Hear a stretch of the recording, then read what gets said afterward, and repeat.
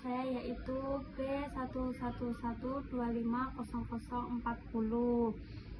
Saya dari Universitas Semarang, jurusan S1 Manajemen. Saya akan mempresentasikan makalah saya yang berjudul Sumber Hukum Islam Al-Hadis. Puji syukur saya ucapkan kepada Allah Subhanahu wa Ta'ala yang telah memberikan rahmat dan karunia-Nya sehingga makalah tentang sumber hukum Islam Al-Hadis ini dapat diselesaikan dengan baik. Hadis secara etimologi merupakan kata benda dari kata al-hadis yang berarti pembicaraan. Secara bahasa, hadis berarti perkataan atau ucapan. Sedangkan menurut istilah, hadis adalah segala perkataan, perbuatan, dan ketetapan takrir yang dilakukan oleh Nabi Muhammad SAW. Hadis juga dinamakan sunnah, namun demikian ulama hadis membedakan hadis dengan sunnah. Hadis adalah ucapan atau perkataan Rasulullah SAW, sedangkan sunnah adalah segala apa yang dilakukan oleh Rasulullah SAW yang menjadi sumber hukum Islam. Al-Hadis merupakan sumber hukum yang kedua setelah Al-Quran sebagai sumber ajaran Islam yang secara langsung terkait dengan keharusan mentaati Rasulullah SAW. Juga karena fungsinya sebagai penjelas bayan bagi ungkapan-ungkapan Al-Quran majmul, mutlak, sebagainya.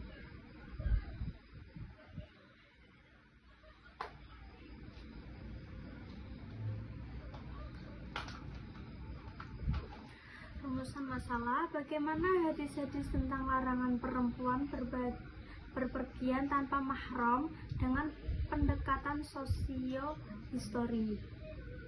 Kedua, bagaimana kondisi sosial ketika hadis-hadis tentang hadis larangan perempuan berpergian tanpa mahram itu disampaikan. Berdasarkan rumus masalah di atas, maka tujuan penelitian ini adalah sebagai berikut. Mengetahui hadis-hadis tentang larangan perempuan berpergian tanpa mahram dengan pendekatan sosio-historis. Pengetahuan kondisi sosial ketika hadis-hadis tentang hadis larangan perempuan berpergian tanpa mahram itu disampaikan.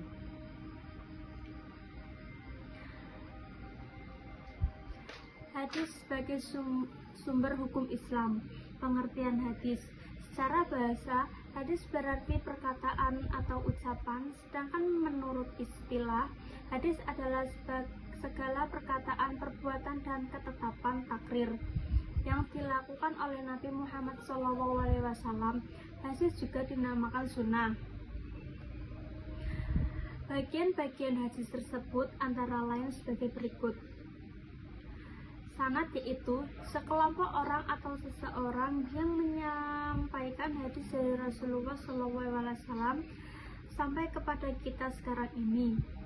Matan yaitu isi atau materi hadis yang disampaikan Rasulullah SAW. Rawi yaitu orang yang meriwayatkan hadis. Kedudukan hadis sebagai hukum Islam. Sebagai sumber hukum Islam, hadis berada satu tingkat di bawah Al-Quran. Artinya, jika sebuah perkara hukumnya tidak terdapat di dalam Al-Quran, yang harus dijadikan sandaran berikut adalah hadis tersebut.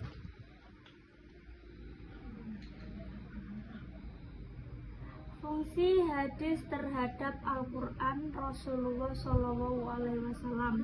Sebagai pembawa risalah, Allah Subhanahu wa Ta'ala bertugas menjelaskan antara yang diturunkan Allah Subhanahu wa Ta'ala melalui Al-Quran kepada umat manusia. Oleh karena itu, hadis berfungsi untuk menjelaskan bayan serta menguatkan hukum-hukum yang terdapat dalam Al-Quran. Fungsi hadis terhadap Al-Quran dapat dikelompokkan menjadi 4, yaitu sebagai berikut. 1. Menjelaskan ayat-ayat Al-Quran yang masih bersifat umum. Contohnya adalah ayat Al-Quran yang memerintahkan sholat. Perintah sholat dalam Al-Quran masih bersifat umum, sehingga diperjelas dengan hadis-hadis Rasulullah SAW. tentang sholat, baik tentang tata cara maupun jumlah bilangan rakaatnya. 2. Memperkuat pernyataan yang ada dalam Al-Quran, seperti dalam Al-Quran terdapat ayat yang menyatakan, barang siapa di antara kalian melihat bulan, maka berpuasalah. Kemudian ayat tersebut diperkuat oleh sebuah hadis yang berbunyi, berpuasalah karena melihat bulan dan berbukalah karena melihatnya. Hadis riwayat Bukhari dan Muslim. 3. Menerapkan maksud dan tujuan ayat yang ada dalam Al-Quran. Misal dalam surat At-Taubah ayat 34 dikatakan orang-orang yang menyimpan emas dan perak kemudian tidak membelanjakan di jalan Allah Subhanahu wa taala. 4. Menetapkan hukum baru yang tidak terdapat dalam Al-Quran. Maksudnya adalah bahwa jika suatu masalah tidak terdapat hukum dalam Al-Quran, diambil dari hadis yang sesuai. Kesimpulannya yaitu, hadis atau sunnah adalah segala ucapan atau perkataan, perbuatan, serta ketetapan takrir Nabi Muhammad SAW yang terlepas dari hawa nafsu dan perkara-perkara tercela. Namun, hadis merupakan sumber hukum kedua setelah Al-Quran. Dengan demikian, hadis memiliki fungsi yang sangat penting dalam hukum Islam. Di antara fungsi hadis yaitu untuk menegaskan ketentuan yang telah ada dalam Al-Quran, menjelaskan ayat Al-Quran, bayan tafsir, dan menjelaskan ayat-ayat Al-Quran yang bersifat umum. Bayan tafsir.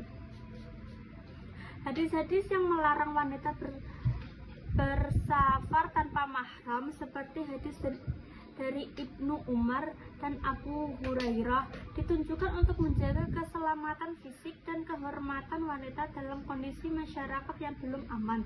Bagaimana kondisi sosial tentang hadis larangan perempuan berpergian tanpa mahram itu disampaikan? Dalam motif agama, masyarakat biasa meminta perempuan tidak berpergian jauh atau menetap di luar daerah ataupun luar negara tanpa pendamping atau mahram. Saran: merealisasikan dan menerapkan hukum-hukum Islam dalam kehidupan akan membawa manfaat besar bagi manusia.